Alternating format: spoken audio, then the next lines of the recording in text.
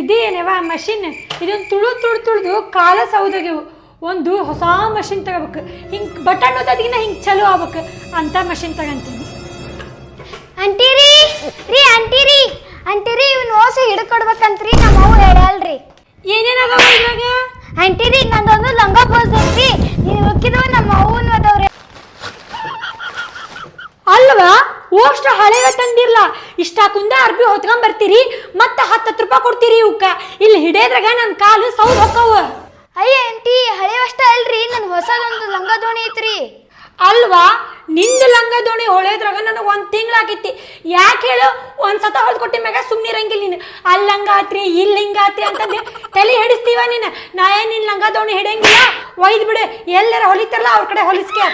ಅಯ್ಯ ಅಂಟಿ ನೀವು ಚಲೋ ಹೊಲಿತೀರ ಅಂದು ನಮ್ಮವ್ವ ನಿಮ್ಮ ಕಡೆನ ಕೊಟ್ಟು ಕಳ್ಸ್ಯಾಳ್ರಿ. ಹೌದ್ವಾ, ನಾ ಚಲೋ ಹೊಲಿತೀನಿ, ಅದಕ್ಕೆ ನಿಮ್ಮವ್ ಕೊಟ್ಟು ಕಳ್ಸ್ಯಾಳ. ತಪ್ಪೇನಿಲ್ಲ, ಆದ್ರೆ ಒಂದ್ಸಲ ಹೊಲ್ದು ಕೊಟ್ಟಿ ಮೇಲೆ ಸುಮ್ಮನೆ ಹೋಗ್ಬೇಕು. ಟೈಲರ್ದು ತಲೆ ಹಿಡಿಸ್ಬಾರ್ದು.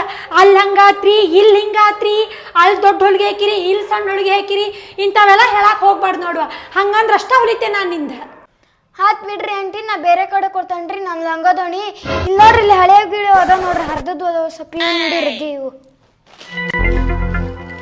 ಹಾ ಹೌದು ಬಿಡುವ, ನಿಮ್ಮವನ್ಕಿನ ನೀನು ಚಾಲಾಕ್ ಅದಿದಿ.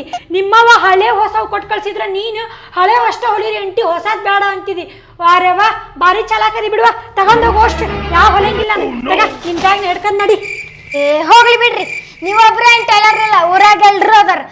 ನಂಗ ದೊಡ್ಡ ದಿಮಾಕ್ ಮಾಡ್ತಾರ.